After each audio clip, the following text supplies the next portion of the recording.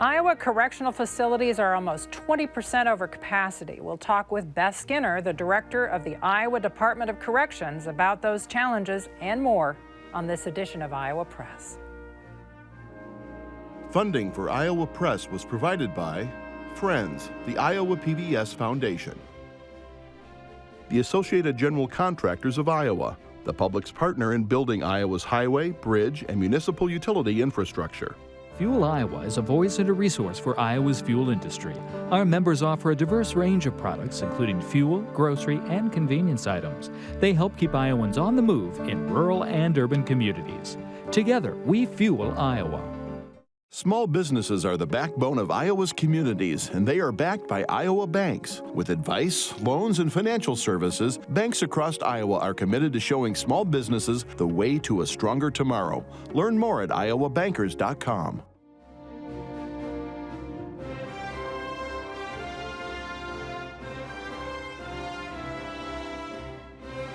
For decades, Iowa Press has brought you political leaders and newsmakers from across Iowa and beyond, celebrating 50 years of broadcast excellence on statewide Iowa PBS. This is the Friday, August 26th edition of Iowa Press. Here is Kay Henderson. Our guest today began at the Iowa Department of Corrections as an intern in 2002. In 2019, Governor Reynolds appointed her to be the director of the Department of Corrections. She did have a brief sojourn in that career at the department. She was part of a national group that was focused on recidivism. Beth Skinner, welcome to Iowa Press. Thank you for the opportunity, Kay. Also joining the conversation are Clay Masters of Iowa Public Radio and Erin Murphy of the Gazette in Cedar Rapids. Director Skinner, recently the department changed its mail policy for mail that comes in to inmates. I wanted to have you talk about that change and what went into that and why. Sure. So let me take you back a couple years. So during the pandemic, there was an influx of K2 not only coming into the Iowa Department of Corrections, but we were seeing it nationally. And K2 is? K2 is a synthetic drug. It can cause, it's made of various toxic chemical compounds. It can change quite frequently, so it's very hard to track. But it also causes erratic behavior, paranoia. It causes serious physical issues. People get very sick, they vomit. And so we saw this influx, so we investigated it. And what we realized at Clarinda, there was basically over 60 individuals involved in K2, where they were, it was getting distributed, they were ingesting it, but it was coming through the U.S. mail. So we wanted to be proactive. We didn't want anyone to be, lose their life. We didn't want our prison to be unsafe. Our number one goal is to make sure that our prison is as safe as possible. By changing the mail process, it is proactive, again, one, and two, it's going to keep people safe. Because I will tell you, I've seen videos and instances of individuals that are under K2, and it's scary.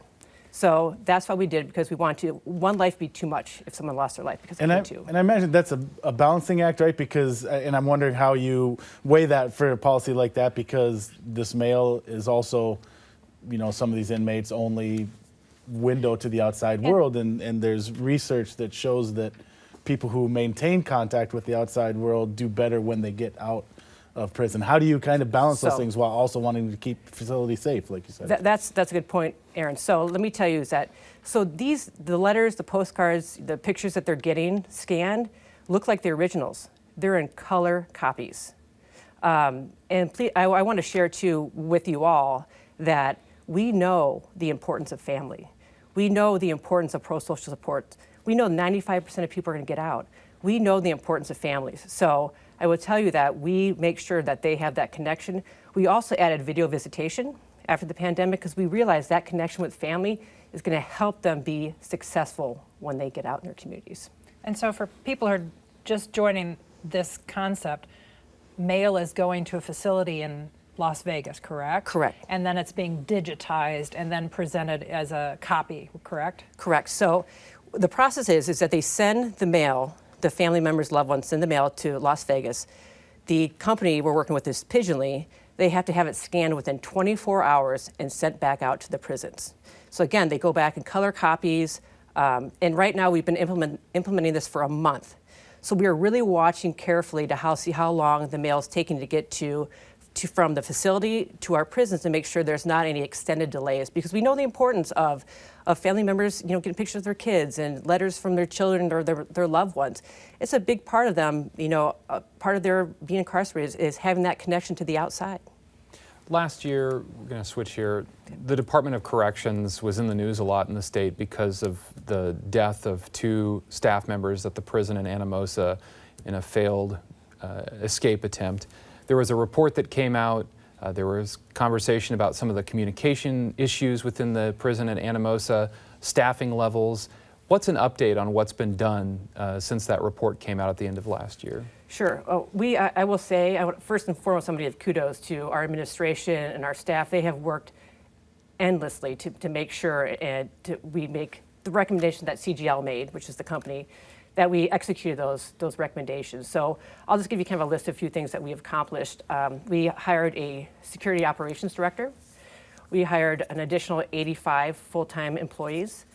We added canines. We added the mail process. We added a compliance office, a training office. We had a security summit. We also we hired a recruitment and retention specialist. We really, and it's only been over a year, and we've put all these pieces into place. And another thing I think that's important too is we brought pre-service back, which is our academy. So it's more centralized and there's fidelity to the work. So our staff get the training they need to be as safe as they can be. And are you talking generally for Department of Corrections, or are you talking specifically to Anamosa? General too, yes. So what's the current staffing level at the Anamosa prison, and how has that changed? Sure. We still have numerous vacancies open right now. We are working very, very hard to fill those positions.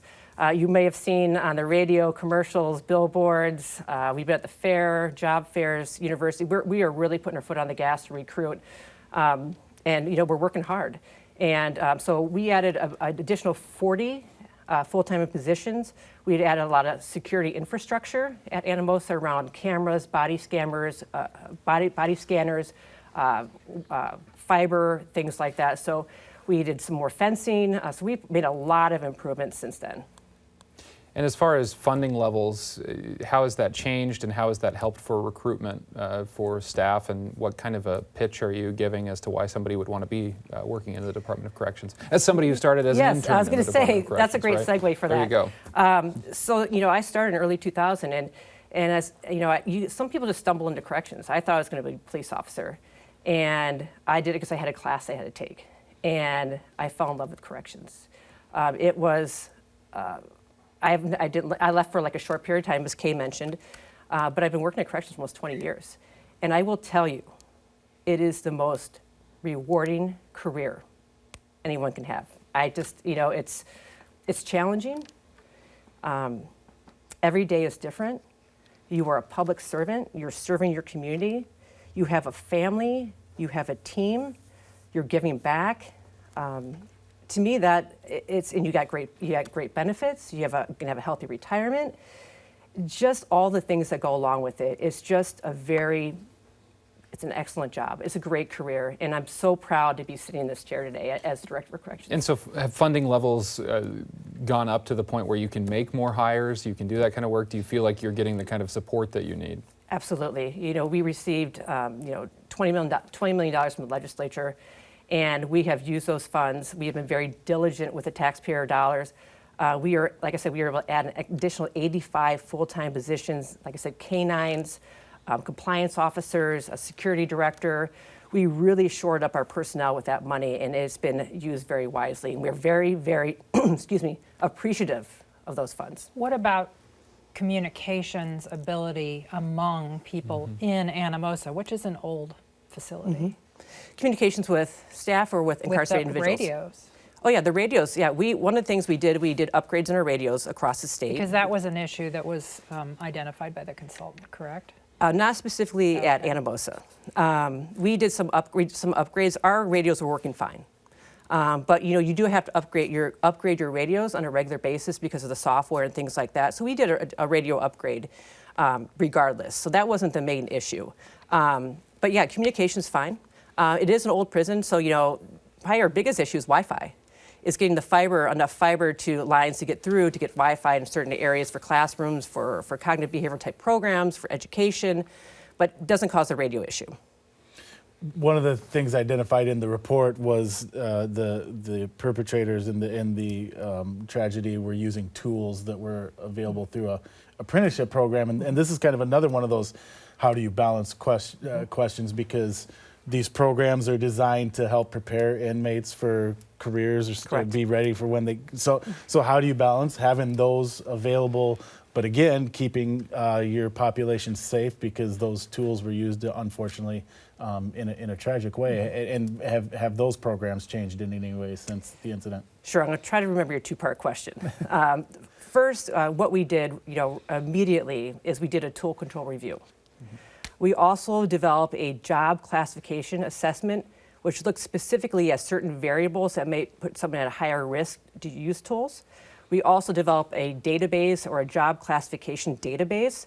So anyone that's going to carry a tool, whether it be a class A, B, or C tool, has to be run through that assessment. And some people are not able to carry tools. We did move some of our Iowa prison industry programs out of Anamosa. And so we put those into more of our medium minimum security type facilities. So we've changed operations quite a bit since the tragic murders of Bob and Lorena. And in the report, one of the things it said that those changes were in place, but there were still some maybe inconsistent policies from facility to facility. Has that been addressed? Do you feel like there's one strategy that applies now across the board? Sure. So what we did, we hired Brian Foster as our security operations director. And we really wanted to make sure we really focused on policy procedure in our audit process. So part of the recommendations too that came from CGL was a compliance office. So we have hired compliance officers that are following up to make sure those tool controls are people are following them, and other of our security operations. So we really doubled down on making sure that we are compliant. We just did a few audits just this week on some of our prisons. So we are scrutinizing that, and we're making sure that we do find something that might be a deficiency, that we're following up and it gets done and gets taken care of. So what kind of tools are we talking about, and what is being made at quote unquote prison industries? Oh, I mean, it depends on the industries. I mean, it could be balloons, it could be packing balloons, it could be making signs, it could be making license plates. We're getting out of the woodworking business, so we're not doing that as much. Tools can be anywhere from a screwdriver to a potential saw to a hammer to whatever that may be, but all the tools have a certain classification. The more potential for danger with a tool, the higher classification, and the less people can get their hands on it. Another issue, overcrowding in prisons. What can the Department of Corrections do to address overcrowding, and what do you see as ways to solve the issue in the state? So as you probably all know, is that corrections, we're bookend, right? Yeah. So we have the courts and then we have the Board of Parole. However, we do have some control of that in the terms of, so reentry begins at day one. When someone comes into our prison, we already plan for reentry. A lot of people think reentry starts the day that they get a release. We start at day one. We work very hard.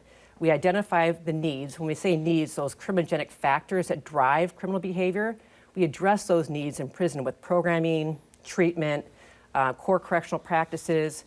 We train our officers in a certain kind of interaction skills that they can use not just in a classroom, but like on the unit. We do very comprehensive reentry planning. We want to do a warm handoff with the community-based corrections. Just recently, you're piloting a Tech to Connect program, which is actually the community-based corrections is reaching into the prison with tablets, so they can get more treatment and more comprehensive reentry before they leave. So if we do our job in corrections in terms of getting prepared for reentry, knowing 95% are going to come back to their communities, that's the part we can play, because it means we're preparing them and they're good candidates for release. Are there needs for more capacity for prisoners, new facilities? That has we'll get a little bit more into recidivism here in a moment, but I mean, just in general speaking, the population and the growth of the prison populations, how do you address that? Yeah, so no, we have no plans to expand or build any other prisons. And right now, in the last, probably month, our prison population is starting to decline. It's moving in the right direction. Again, we have a great relationship with the Board of Parole. They're a separate entity. But we want to make sure that they see the things they need to see in order to make that informed decision. So we work closely with them in a sense, like, what information do you want to know? So we do our part so they have the information to make an informed decision.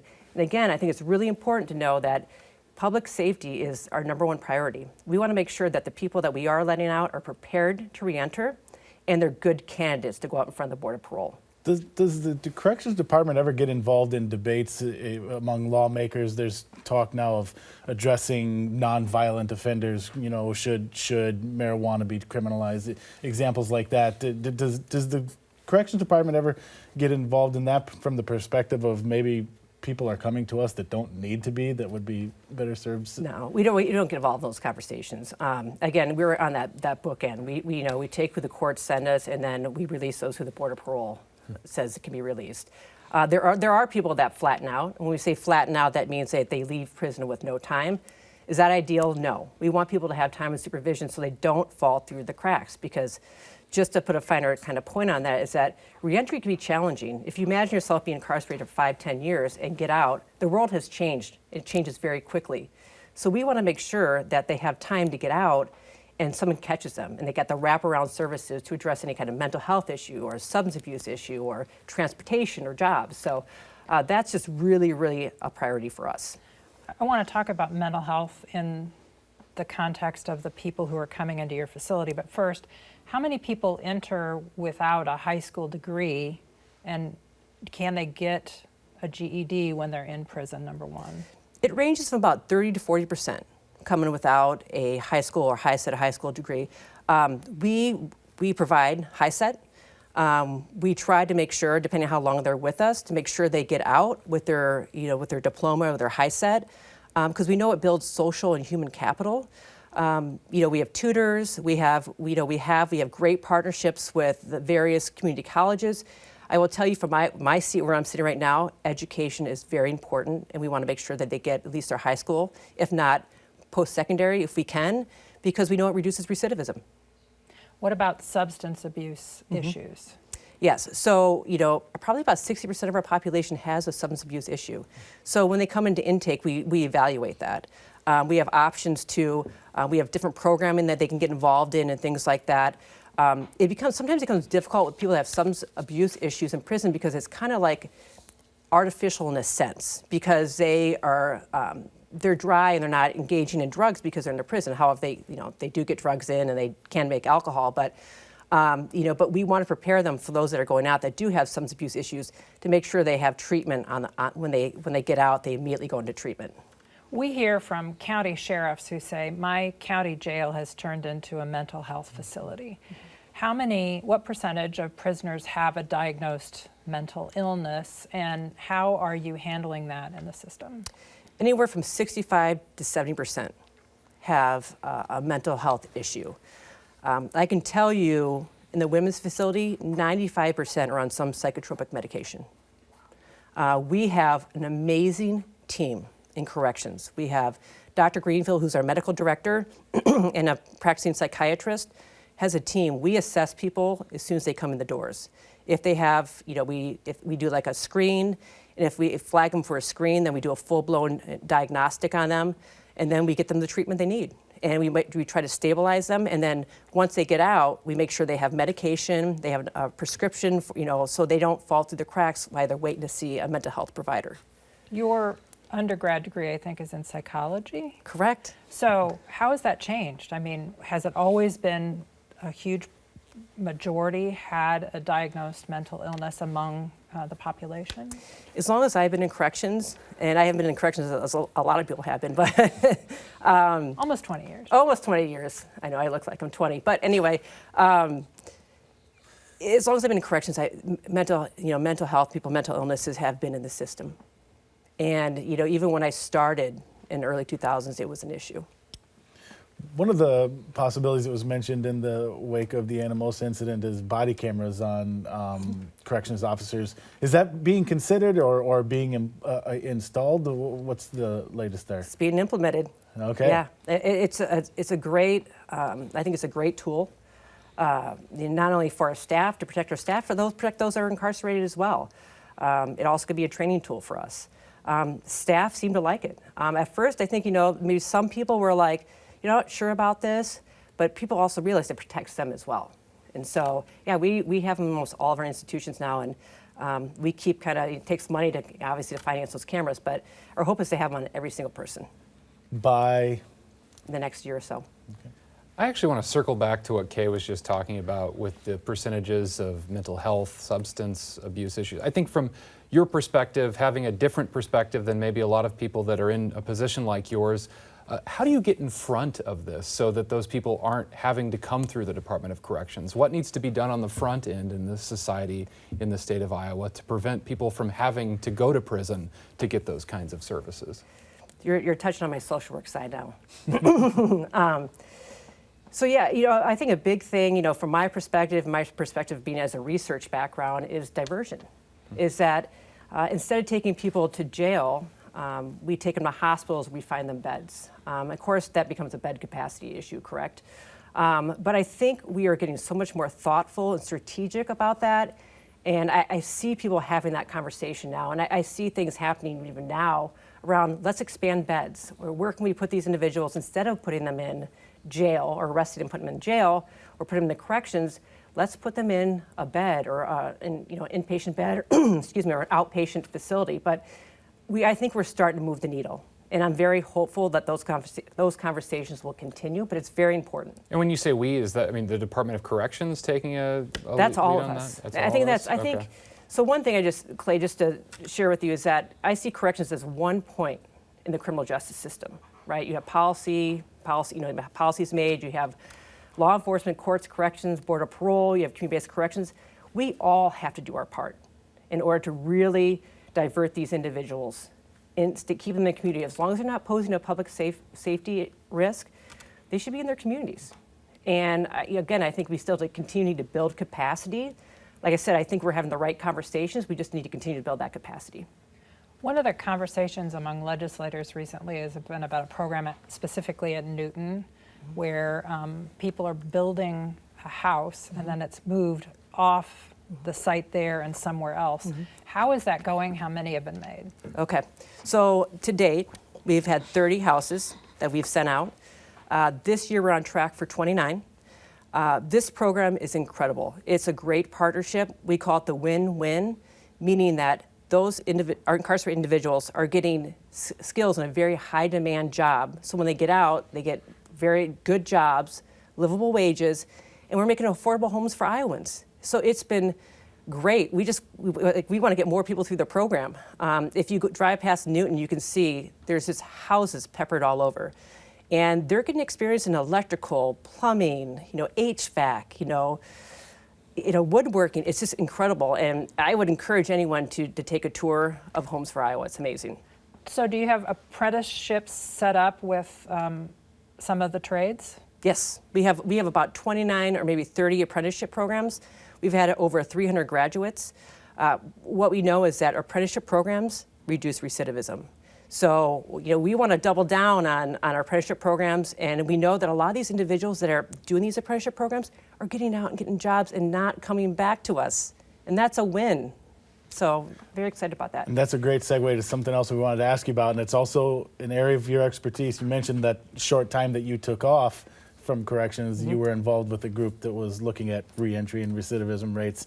What are the things you're trying to implement in corrections, or maybe just overarching, themes, and how is the state doing at keeping that rate of people coming back to you as low as possible? Right. First of all, I'm very glad you asked that question, Erin.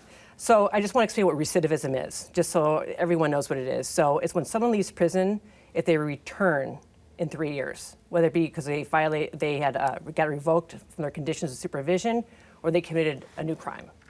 And so, first of all, I'll share with you some really good news. And I should stop you real quick, just that you have about a minute left, so just so you know that. Okay, so I'm going to give you the Reader's Digest first. There you go. So, recidivism went down last year for the first time in 6 years. For the first time publicly, I'm sharing with you all that recidivism has gone down another 1.7% this year. And that is because our staff has worked so hard to do evidence-based practices have fidelity to the work they do, their commitment, their passion for people to have second chances, knowing they're going back in their communities. They've done a lot of work. We've had a lot of plates spinning, we've executed a lot, and that's why we're seeing that success. So what is the percentage overall? Is it 37%. So over the course of 2 years, it's gone down almost 3%. So how high had it gotten? Oh, it's been up near 40, over 40. How do we compare to states around us? That's challenging because every state measures it differently. Right now, there's a huge national initiative right now that's trying to get all states to measure recidivism the same way so we're comparable. But if you compare states that actually measure it to the same way we do pretty well. We're probably in the top 10. Well, I have to measure our time here, and we are out of it. So thank you today for joining us for this conversation. Thank you for this opportunity, and thank you both, too. Appreciate it. And you can watch every episode of Iowa Press at iowapbs.org. For everyone here at Iowa PBS, thanks for watching.